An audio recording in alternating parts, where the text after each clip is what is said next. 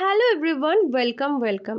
আমি ভাই বাপি তিনজন বেরিয়ে পড়েছি, কিন্তু আমরা যাচ্ছি কোথায়? যেখানেই যাই যাওয়ার আগে আমরা জাংশনে নেমে গেছিলাম। নেমে আমরা একটুখানি মোমো ঝালমুড়ি কিনে জাংশনের সিঁড়িগুলোর সামনে বসে একটু ভিউ এনজয় করছিলাম।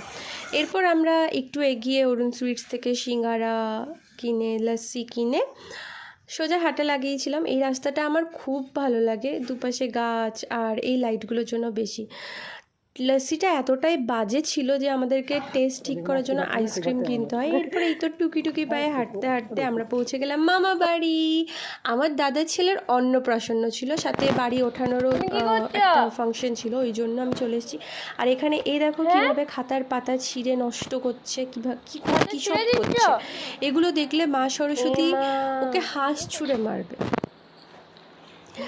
আর এই তো আমি এখানে বসে বিদ্যানগিরি করছি না, আমার অ্যাসাইনমেন্টের ডিউ ডেট ছিল। আর আমি হলাম ওই স্টুডেন্ট যে লাস্ট ডেট ছাড়া কাজ কমপ্লিট করি না। দিয়ে কাজ কমপ্লিট করে আমরা একটুখানি বসেছিলাম, আর এখানে ট্যাঙ্গে হচ্ছে।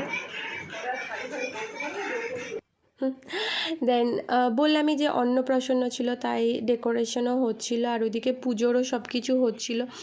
দিয়ে গরম এতটাই ছিল যে পুরো বেলুন পুরো ফুটে গেছিলো।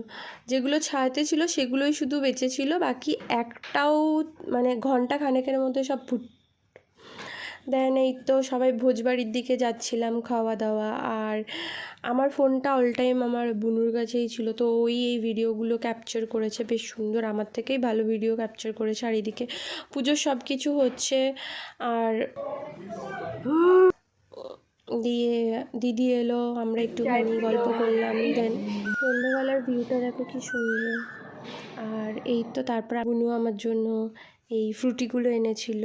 আমরা সন্ধ্যাবেলা ছাদের ওপর একটু আড্ডা মারলাম।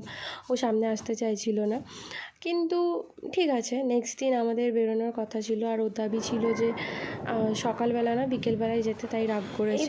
এই করে করে টাটা টাটা। এই তো আমি চলে এসেছি বাড়ি নিয়ে। ব্যাস, ভালো লাগলে সাবস্ক্রাইব করে দিও। বাই।